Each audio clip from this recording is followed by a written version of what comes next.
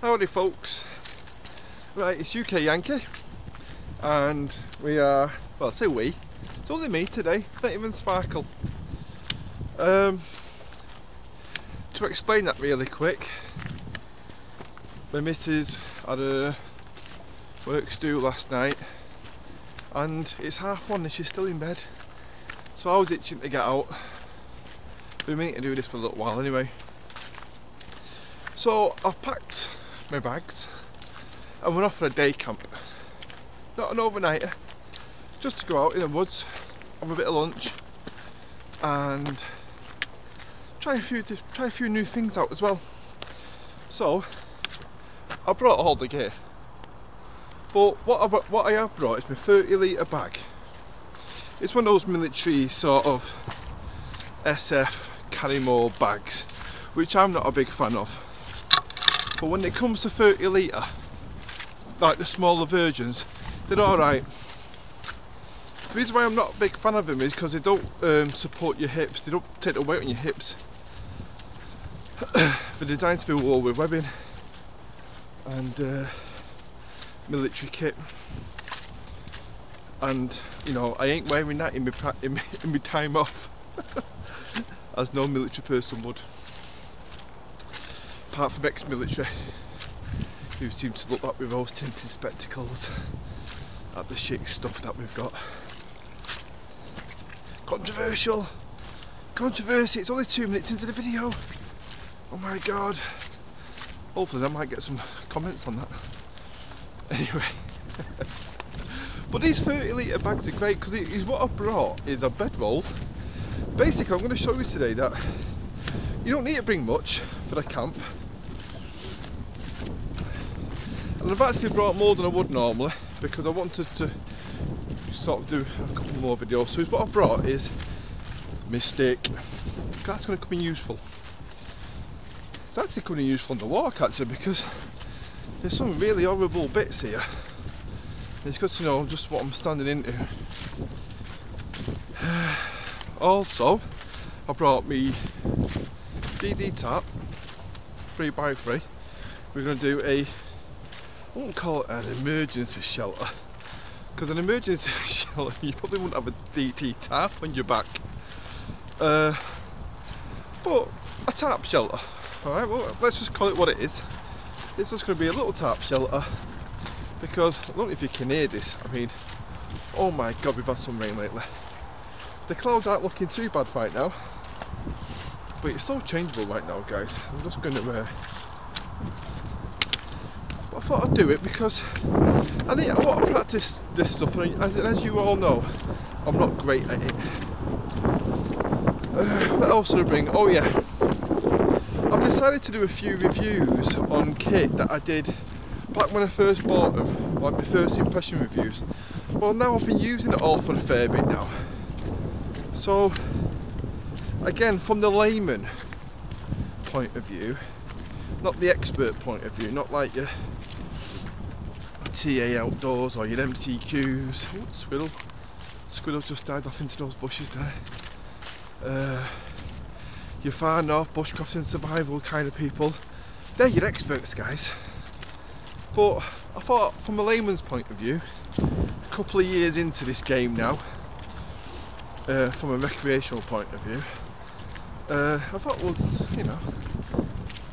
I would discuss it a bit more in depth now.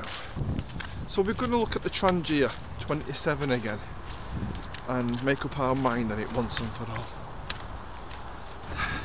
No spoilers on this because it's been a good bit of kit for a long time, many decades, so it's already proved itself. But I'm coming from the point of view of everyday bloke, city boy. I'm from the city. With the missus, taking the dog out, doing some quite amateurish overnight camps in the wild, well, wildish. I'm coming from that point of view. So if you're that kind of person as well, then carry on watching. So I think that's gonna be it for today. Oh yeah, I'm gonna cook my lunch on it, and the lunch is gonna be a shout out to Dave Outlaw, he was the first person I saw eating this. But I believe the idea came from Chunky Prepper, who has appeared in one of my early videos from when I didn't actually know him. Small world, this camping game, you know. Anyway, so appropriate credits to those two. And they did joke and say, oh my god, there's going to be fucking YouTube videos of this popping up everywhere. Well, yes there is. Because it looked delicious and I thought, I fancy a bit of that. Okay, just to give you an idea where we're walking. I think it's this way. Basically I'm taking you to my incognitus. It's my go-to little spot. But I don't want to go too far from my house. But it's quiet. And these woods are stunning. I mean you can see, there's loads of deadfall. Pretty quiet. It's quite popular with dog walkers, but anyway. I probably will split this video up into the couple of the different elements, but this is going to serve as the intro. Ladies and gentlemen, we're not quite there yet, and there's a reason for that. Because I think I nearly just had a coronary heart attack. As I was walking up this path, and I'm trying to work out how I get into it now because it's all overgrown. I can't remember how I actually get in. That's not important right now. But as I was there thinking about it and just making my first step into the thick, oh my god, this deer, wasn't a muntjac. This deer, I would say, probably comes up to my upper chest. Bounced out of like this area. Just bounced out. I think it was a buck, but honestly it was so quick, it happened so quick, I'm not sure. And anyway, obviously it was a bum caption time. Just because it startled me, not because I'm afraid of deer, I love deer. Anyway, I thought okay, I'm looking to get in, and then I saw a big tribe of them. A tribe, herd. But you're not going to be able to see it. But I'm going to point my camera this way in case you see the movement, because they went galloping off in that direction. Okay, because I saw them twice. I saw one, the buck jumping out, and then as I was sort of pulling my arse out my boots, I saw some movement down there. There was, I would say 3 or 4 of them maybe. I'm guessing there might be more, it's just like that's how many I saw. Okay, we're actually near. I don't know why I bought a Christmas tree this year, guys. There's freaking loads here. Not that I would cut down a unfarmed bit of tree, to be honest with you. It's just not my bag. Anyway, yeah, I am in the right spot. I'm going to keep the camera over there. Right, so you couldn't really see the bag before, so I'm keeping my voice down a little bit because the deer aren't far away from here. I don't want to spook them. Okay, so hopefully you can hear me. Anyway, I might be able to fix it in post. So, this is the bag.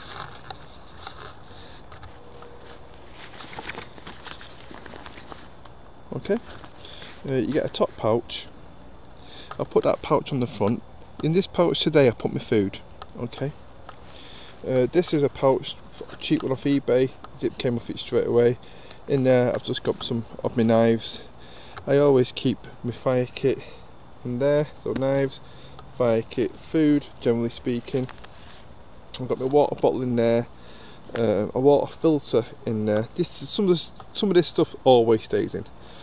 I've got a protective outer what do you call, waterproof liner, you know, thing to go over the top.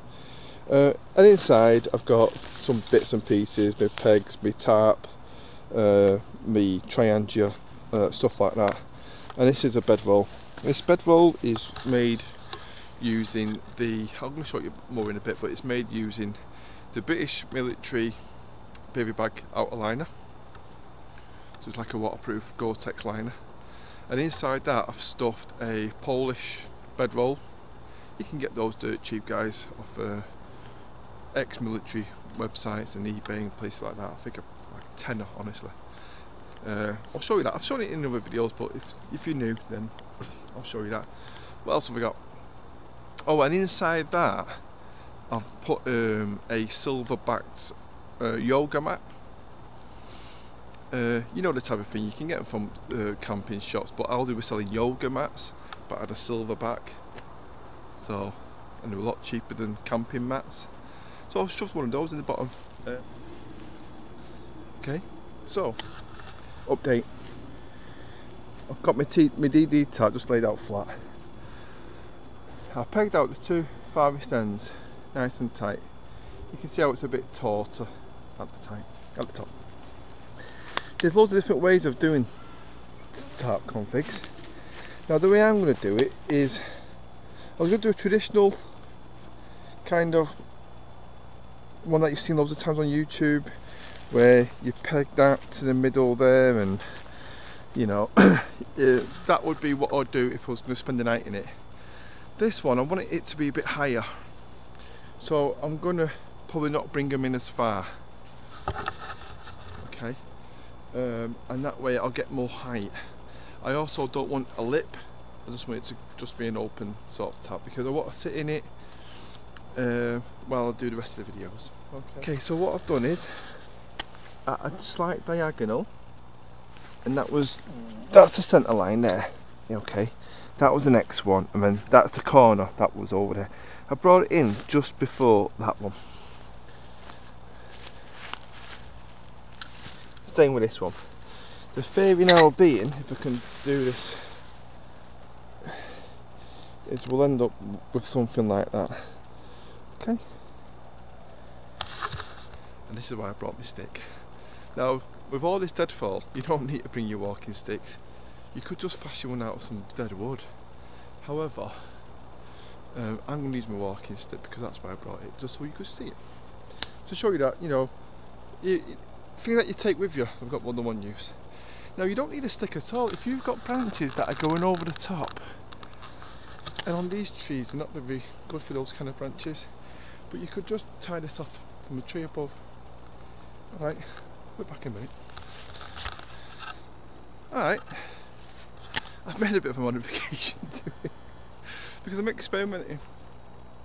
I did the original design, which was fine, and then to give yourself a bit more headroom inside, there's the middle for diddle. Now if you can raise that up, now obviously I didn't think of that till afterwards, just give you the profile, you'll end up with this kind of affair. Now obviously I couldn't, you know, I didn't plan for it, so if you had something like I said again above you, but even this would be fine. I've not tied it off properly, guys, or anything like that. It's purely just for demonstration purposes. But created just a little toggle there, tied it off, just gives it a bit of height. But it's what that means on the inside, and like I say, it's only a 3x3. You could actually get two people and it's easy. With still lots of room at the back for your kit to keep dry. Okay. Okay, that's my bedroll all rolled out.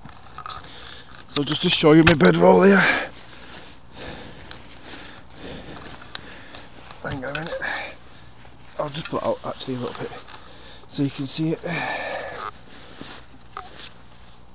So there's the yoga mat underneath. So you get a layer yoga, obviously the reflective side up, bit of wool, yeah, and then this is obviously the thing that's just going to keep me dry off the floor. Okay, bit of Gore-Tex. Now it's mid-December and it's quite, as you know, it's December in case you watch it in the future.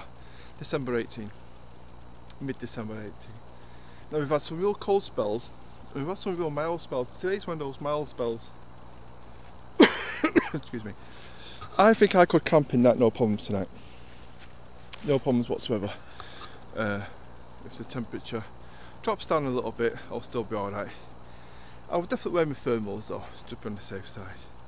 But you could easily get another two people, sorry, at least one more person there. And I hate to say, but at a pinch, you could probably get one lay at the back, sort of widthways if you want to think of it that way. Because it could, this would all be nice and taut, and you can still use further lashing points to get it even more spread out, to give all the occupants inside a feeling of less claustrophobia. But that's basically it, guys. So one more time. Not bad, is it? So all that, and I brought my own pegs, which you wouldn't need to do if you brought. I brought a knife, but just to make things quicker. All that with me cooking, with my food, in a 30 litre bag. You know, it's not bad. Just for a quick sort of, oh, I need to get out for the night kind of thing and just enjoy it. But yeah, I think I would be very comfortable in that. I didn't bring a pillow though, but you can use your coat and some other bits and pieces to make a pillow, can't you? Alright, or just bring a blow up one if you wanted. So, okay, next stage of the video, which is probably a breakout video now, will be I'm going to do some lunch and some thoughts on the Transit 27. Okay, be right back.